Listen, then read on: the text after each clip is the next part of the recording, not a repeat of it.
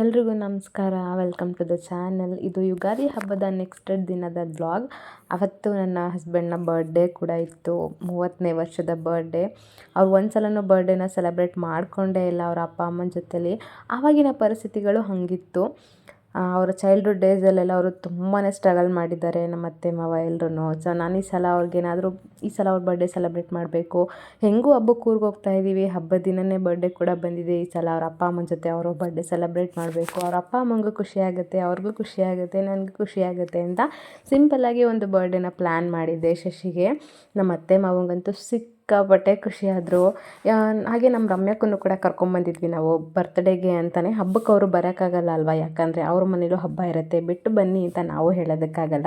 Next day ರಮ್ಯಕ್ಕ ಕೂಡ ಬಂದರು Shashi birthday ದಿನ.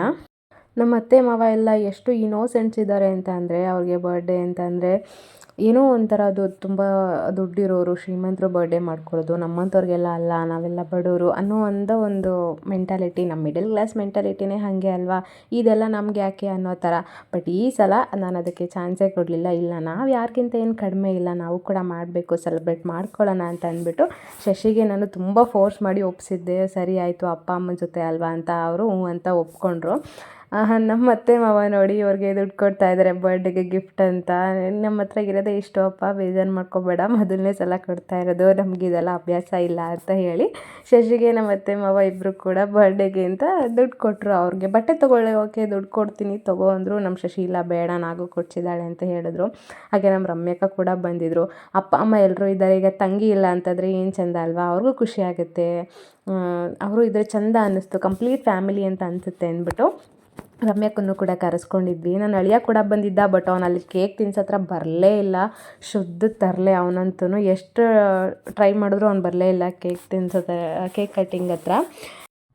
ಮನೆಯವರೆಲ್ಲ ಸೇರಿಕೊಂಡು ಸಿಂಪಲ್ಲಾಗಿ ಕೇಕ್ ಕಟ್ಟಿಂಗ್ ಅಂತೂ ಮುಗಿಸಿದ್ವಿ. ಇನ್ನು ನಾನು ನನ್ನ ಹಸ್ಬೆಂಡ್ಗೆ ಏನು ಗಿಫ್ಟ್ ಕೊಟ್ಟೆ ಅಂತಂದರೆ, ನಾನು ಅವ್ರ ಬರ್ಡೇಗೆ ಏನಾದರೂ ಡಿಫ್ರೆಂಟಾಗಿ ಗಿಫ್ಟ್ ಕೊಡಬೇಕು ಅಂತ ತುಂಬ ಯೋಚನೆ ಮಾಡಿದ್ದೆ. ಸಾಮಾನ್ಯವಾಗಿ ಎಲ್ಲರೂ ಗೋಲ್ಡು, ಸಿಲ್ವರು ಆ ಥರದ್ದು ಏನಾದರೂ ಕೊಡೋದು ಕಾಮನ್ ಆಗಿಬಿಟ್ಟಿದ್ದೆ. ಅದೆಲ್ಲ ದುಡ್ಡಿರೋರು ಮಾಡುವಂಥದ್ದು ಬಿಡಿ, ನಾವು ಮಾಡ್ಬೋದು, ಮಾಡೋಕ್ಕಾಗಲ್ಲ ಅಂತ ಅಲ್ಲ, ನಾವು ಹಾಸಿಗೆ ಇದ್ದಷ್ಟು ಕಾಲು ಚಾಲಿಸ್ಬೇಕು ಅಂತ ಮೊದಲೇ ದೊಡ್ಡವ್ರು ಹೇಳಿದ್ದಾರೆ ಅಲ್ವಾ.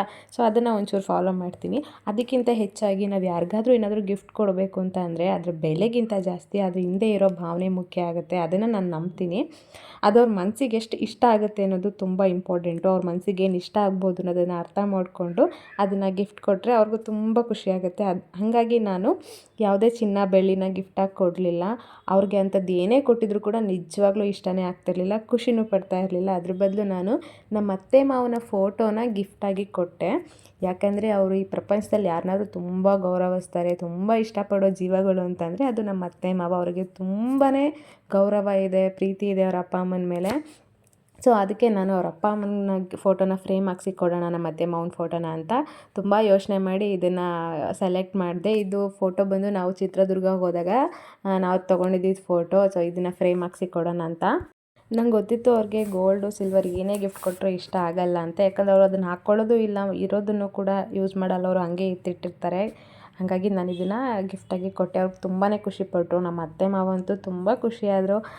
ಶಶಿ ಒಂದು ಸೆಕೆಂಡ್ ಎಮೋಷ್ನಲ್ ಕೂಡ ಆದರು. ನನಗೆ ತೃಪ್ತಿ ಆಯಿತು ನನಗೆ ಆ ಗಿಫ್ಟ್ ಕೊಟ್ಟಿದ್ದನ್ನು ನೋಡಿ. ಆ ಗಿಫ್ಟನ್ನ ಅವರು ಎಕ್ಸೆಪ್ಟ್ ಮಾಡಿದ ರೀತಿ ನೋಡಿ ನನಗೆ ಖುಷಿ ಆಯಿತು, ತುಂಬ ಖುಷಿಪಟ್ಟರು. ಅವ್ರ ಮುಖದಲ್ಲಿ ಕಂಡ ಸಂತೋಷ ನನಗೆ ತುಂಬಾ ತೃಪ್ತಿ ಕೊಡ್ತು. ಓಕೆ, ಪರವಾಗಿಲ್ಲ, ನನ್ನ ಎಫರ್ಟ್ಗೆ ತಕ್ಕ ಇದು ಸಿಕ್ತು ಅಂತ ಅನ್ನಿಸ್ತು. ಸೊ ಅಲ್ಲಾದ ತಕ್ಷಣ ನಮ್ಮ ಮನೆಯಲ್ಲಿ ನಮ್ಮ ಮನೇಲಲ್ಲ, ನಮ್ಮೂರಲ್ಲಿ ಯುಗಾದಿ ಹಬ್ಬದ ನೆಕ್ಸ್ಟ್ ಡೇ ನಮ್ಮೂರಲ್ಲಿ ಈ ಜುಂಜಪ್ಪನ ಪೂಜೆ ಅಂತ ಮಾಡಿದ್ರು. ನನಗಂತೂ ಇದು ತುಂಬ ಹೊಸ್ತು. ನಾನು ಮದುವೆ ಆಗಿ 5 ವರ್ಷ ಆಗಿದೆ. ಈ 5 ವರ್ಷದಲ್ಲಿ ನಾನು ಇದೇ ಫಸ್ಟ್ ಟೈಮ್ ಇದನ್ನು ನೋಡ್ತಾ ಇರೋದು. ಇದನ್ನು ಮಾಡ್ತಾ ಇರೋದು ಗೊತ್ತಿಲ್ಲ ನನಗೆ ಯಾವಾಗೆಲ್ಲ ಮಾಡಿದ್ದಾರೆ ಅಂತ, ಬಟ್ ನಾನಿದೆ ಫಸ್ಟ್ ಟೈಮ್ ನೋಡ್ತಾ ಇರೋದು ಜುಂಜಪ್ಪನ ಪೂಜೆ ಅಂತ. ನಮ್ಮ ಶಿರಾ, ಮಧುಗಿರಿ, ಪಾವಗಡ ಭಾಗದಲ್ಲಿ ಯುಗಾದಿ ನೆಕ್ಸ್ಟ್ ಡೇ ನೈಟ್ ನಡೆಯೋವಂಥ ಒಂದು ವಿಶಿಷ್ಟ ಸಂಸ್ಕೃತಿ ಇದು. ಅದು ಜುಂಜಪ್ಪನ ಪೂಜೆ ಅಂತ ಮಾಡ್ತಾರೆ. ಇದು ನಮ್ಮ ಹಿರಿಯರು ನಡೆಸ್ಕೊಂಡ್ಬಂದಿರುವಂಥ ಒಂದು ಜನಪದ ಸಂಪ್ರದಾಯ. ನನ್ನ ಮದುವೆ ಆಗಿ 5 ವರ್ಷದಲ್ಲಿ ಇದೇ ಮೊದಲನೇ ಸಲ ನಾನು ನೋಡ್ತಾ ಇರೋದು. ಹಾಗಾಗಿ ನಿಮ್ಮ ಹತ್ರನೂ ಶೇರ್ ಮಾಡ್ಕೊಳ್ಳೋಣ ಅಂತ ಅನ್ನಿಸ್ತು. ಹಾಗಾಗಿ ವಿಡಿಯೋ ಮಾಡಿಕೊಂಡೆ. ಈ ಪೂಜೆ ಮಾಡೋದ್ರಿಂದ ಊರಿಗೆ ಒಳ್ಳೆಯದಾಗುತ್ತೆ, ಶಾಂತಿ, ಆರೋಗ್ಯ, ಸಮೃದ್ಧಿ ಸಿಗುತ್ತೆ ಅನ್ನೋದು ನಮ್ಮ ಹಿರಿಯರ ನಂಬಿಕೆ. ಅವರು ಪಾಲನೆ ಮಾಡ್ಕೊಂಬಂದಿರೋದನ್ನ ನಾವು ಕಂಟಿನ್ಯೂ ಮಾಡ್ಕೊಂಡು ಹೋಗಬೇಕು ಅಷ್ಟೇ. ಯುಗಾದಿ ನಮಗೆಲ್ಲ ಹೊಸ ವರ್ಷ ಅಲ್ವಾ. ಹಾಗಾಗಿ ಯುಗಾದಿ ದಿನ ರಾತ್ರಿ ಜುಂಜಪ್ಪನ ಪೂಜೆ ಮಾಡೋದ್ರಿಂದ, ಚಂದ್ರನ ನೋಡಿ ಈ ಜುಂಜಪ್ಪನ ಪೂಜೆ ಮಾಡೋದ್ರಿಂದ ವರ್ಷದ ಆರಂಭ ಅಲ್ವಾ. ಅದು ಅಲ್ಲದೆ ಹೊಸ ವರ್ಷ ನಮಗೆ ಸುಖ ಶಾಂತಿ ಜೊತೆನೇ ಶುರುವಾಗುತ್ತೆ ಅನ್ನೋದು ನಂಬಿಕೆ. ಹಳೆ ಸಮಸ್ಯೆಗಳೆಲ್ಲ ಕಳೆದು ಹೊಸ ಆಶೆಗಳು ಬರಲಿ ಅನ್ನೋದು ಎಲ್ಲರ ಆಸೆ ಕೂಡ. ಈ ಜುಂಜಪ್ಪನ ಪೂಜೆ ಕೇವಲ ಒಂದು ಆಚರಣೆ ಖಂಡಿತ ಅಲ್ಲ. ಇದು ನಮ್ಮ ಊರಿನವರ ಒಗ್ಗಟ್ಟು, ನಂಬಿಕೆನ ತೋರಿಸುವಂಥದ್ದು. ಈ ಊರಿಗೆ ಬಂದಿರೋ ರೋಗ ತೊಂದರೆ ಎಲ್ಲ ದೂರ ಆಗಲಿ ಅನ್ನೋದು ಈ ಪೂಜೆಯ ಉದ್ದೇಶ. ಯುಗಾದಿ ಹಬ್ಬದ ನೆಕ್ಸ್ಟ್ ಡೇ ನೈಟು ಊರವರೆಲ್ಲ ಒಂದು ಕಡೆ ಸೇರ್ತಾರೆ. ಇದರಲ್ಲಿ ಯಾರ್ಯಾರಿಗೆ ಇಂಟ್ರೆಸ್ಟ್ ಇದೆ ಅವರೆಲ್ಲ ಒಂದು ಕಡೆ ಸೇರಿ ಪೂಜೆಗೆ ಏನೇನು ಬೇಕೆಲ್ಲ ತೊಗೊಂಡು ಬರ್ತಾರೆ. ಮತ್ತು ಮಣೆವ್ಗೆ ಅಂತ ಅಂದ್ಬಿಟ್ಟು ಇಲ್ಲಿ ಕಡಲೆಪುರಿ, ತೆಂಗಿನಕಾಯಿ ಅದನ್ನೆಲ್ಲ ಹಾಕಿ, ಬೆಲ್ಲ ಎಲ್ಲ ಹಾಕಿ ಮಣೆವ್ ಮಾಡಿದರು.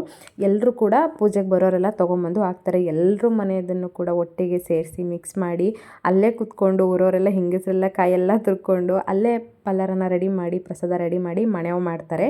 ಈ ರೀತಿ ಮಣೆವ್ ಮಾಡುವಾಗ ಮಕ್ಕಳೆಲ್ಲ ಹಿಂಗೆ ಕಿರಿಸ್ತಾ ಇರೋದು ಒಂದು ತಮಾಷೆ ವಿಷಯ ಖಂಡಿತ ಅಲ್ಲ. ಆ ಮಕ್ಕಳು ಅವ್ರ ಸುತ್ತ ಕಿರ್ಚಾಡ್ತಾ ನಗ್ತಾ ಸುತ್ತಾಡೋದು ಅದರಿಂದ ಒಂದು ಉದ್ದೇಶ ಖಂಡಿತ ಇರುತ್ತೆ. ನಮ್ಮ ಹಿರಿಯರು ಮಾಡಿರೋದು ಯಾವುದು ಸುಮ್ಮನೆ ತಮಾಷೆಗಂತೂ ಅಲ್ಲವೇ ಅಲ್ಲ. ಈ ರೀತಿ ಮಕ್ಕಳು ಕಿರ್ಚಾಡ್ತಾ ನಗ್ತಾ ಸುತ್ತಾಡ್ತಾ ಪ್ರದಕ್ಷಿಣೆ ಹಾಕ್ತಾ ಇರ್ತಾರೆ. ಇದರ ಬರೀ ಕೇವಲ ಆಟ ಅಲ್ಲವೇ ಅಲ್ಲ, ಇದು ದೇವರ ಶಕ್ತಿನ ಜಾಗೃತಗೊಳಿಸುತ್ತೆ. ಇದು ಕೂಡ ಒಂದು ಪದ್ಧತಿ. ಆ ಮಕ್ಕಳದ್ದು ನಿಷ್ಕಪಟ ಶಕ್ತಿ ಅಲ್ವಾ. ಊರವರೆಲ್ಲ ಒಟ್ಟಿಗೆ ಸೇರಿ ಜುಂಜಪ್ಪನ ಆಶೀರ್ವಾದ ಪಡೆಯೋದಕ್ಕೆ ಒಂದು ವಿಶೇಷ ವಿಧಾನ ಇದು ಅಂತಲೇ ಹೇಳ್ಬೋದು. ಇದು ಕೂಡ ಒಂದು ಜನಪದ ಪದ್ಧತಿ. ಈ ರೀತಿ ಮಕ್ಕಳೆಲ್ಲ ಕೂಗಾಡ್ತಾ ಕಿರ್ಚಾಡ್ತಾ ನೋಡೋದನ್ನೇ ಒಂಥರ ಚೆಂದ ಅಂತ ಅನಿಸುತ್ತೆ. ನೀವು ಕೂಡ ಕಣ್ತುಂಬ್ಕೊಳ್ಳಿ, ಇದನ್ನೆಲ್ಲ ನೋಡಿ ಖುಷಿಪಡಿ.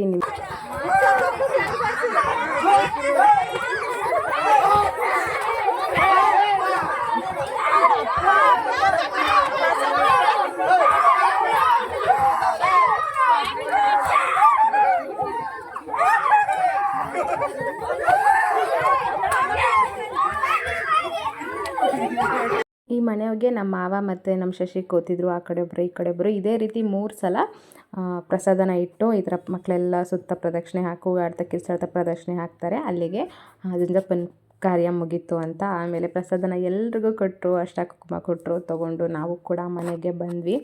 ಈ ವಿಡಿಯೋ ನಿಮಗೆ ಖಂಡಿತ ಇಷ್ಟ ಆಗಿರುತ್ತೆ ಅಂತ ಭಾವಿಸ್ತೀನಿ. ಹಾಗೆ ಈ ವಿಡಿಯೋ ಇಷ್ಟ ಆಗಿದ್ದರೆ ಲೈಕ್, ಶೇರ್, ಕಮೆಂಟ್ ಮಾಡೋದನ್ನು ಮರಿಬೇಡಿ. ನೀವು ಯಾರಾದರೂ ನನ್ನ ಚಾನಲ್ನ ಮೊದಲನೇ ಸಲ ನೋಡ್ತಾ ಇದ್ದರೆ ದಯವಿಟ್ಟು ನನ್ನ ಚಾನಲ್ನ ಸಬ್ಸ್ಕ್ರೈಬ್ ಮಾಡಿಕೊಂಡು ಸಪೋರ್ಟ್ ಮಾಡಿ, ನಮ್ಮಂತೂ ಸಪೋರ್ಟ್ ಮಾಡಿ. ಸುಮ್ಮನೆ ನಾನು ತುಂಬ ವೀಡಿಯೋಸ್ ನೋಡಿದ್ದೀನಿ, ಏನೂ ಕಂಟೆಂಟೇ ಇಲ್ಲದಿರೋ ವೀಡಿಯೋಸ್ಗೆ ಅಷ್ಟೊಂದು ವ್ಯೂಸ್ ಹೋಗುತ್ತೆ. ನನ್ನ ವೀಡಿಯೋಸ್ಗೆ ಯಾಕೆ ಬರಲ್ಲ ಅಂತ ನಾನು 100% ಎಫರ್ಟ್ ಹಾಕಿ ವೀಡಿಯೋಸ್ ಮಾಡ್ತಾಯಿದ್ದೀನಿ. ಸೊ ಅದಕ್ಕೆ ತಕ್ಕನ ರಿಗಾರ್ಡ್ ಸಿಗ್ತಾ ಇಲ್ಲ ಅನ್ನೋ ಬೇಜಾರು ಕೂಡ ಇದೆ. ಐ ಹೋಪ್ ಒಂದಲ್ಲ ಒಂದಿನ ಸಕ್ಸಸ್ ಆಗೇ ಆಗ್ತೀನಿ ಅಂತ. ನಿಮ್ಮೆಲ್ಲರೂ ಸಪೋರ್ಟ್ ನನಗೆ ತುಂಬ ಮುಖ್ಯ. ಇದಕ್ಕೆ ನೀವೆಲ್ಲರೂ ಸಪೋರ್ಟ್ ಮಾಡ್ತೀರಾ ಅಂತ ಅಂದ್ಕೊಂಡಿದ್ದೀನಿ. ನನ್ನ ಚಾನಲ್ನ ಸಬ್ಸ್ಕ್ರೈಬ್ ಮಾಡಿ, ನಿಮಗೆ ಇಷ್ಟ ಇದೆ ದಯಮಾಡಿ ಶೇರ್ ಮಾಡಿ. ಆ್ಯಸ್ ಅ ವರ್ಕಿಂಗ್ ವುಮೆನ್ ನಾನು ಎರಡೂ ಕೆಲಸನ ಬ್ಯಾಲೆನ್ಸ್ ಮಾಡ್ತಾಯಿದ್ದೀನಿ. ಮುಂದೆ ಕೂಡ ಮಾಡ್ತೀನಿ ಕೂಡ. ನನ್ನ ಎಫರ್ಟ್ನ ನಾನು ಬಿಡಲ್ಲ. ನಾನು 100% ಎಫರ್ಟ್ ಕೊಟ್ಟು ನನ್ನ ಕೆಲಸ ಅಂತ ಮಾಡ್ತೀನಿ. ಒಂದಲ್ಲ ಒಂದಿನ ಸಕ್ಸಸ್ ಆಗೇ ಆಗ್ತೀನಿ ಅನ್ನೋ ನಂಬಿಕೆ ನನಗಿದೆ.